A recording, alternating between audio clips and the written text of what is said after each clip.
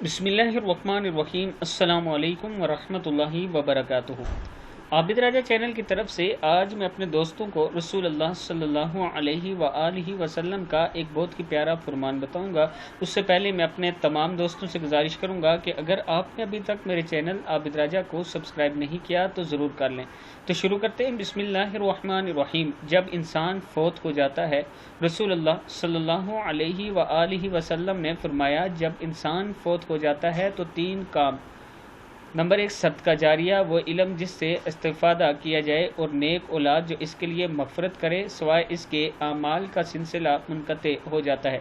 یعنی ان 3 اعمال کے علاوہ جو اس نے دنیا میں کام کیے ہیں ان کا جو اس کو ثواب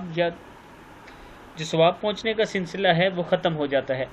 اگر یہ 3 کام آپ دنیا میں کر کے گئے ہیں تو قبر میں بھی آپ کو اس کا ثواب ملتا رہے گا۔ یہ رسول اللہ صلی اللہ علیہ وآلہ وسلم کا فرمان ہے۔ کتاب کا حوالہ نیچے موجود ہے، آپ دوست دیکھ سکتے ہیں۔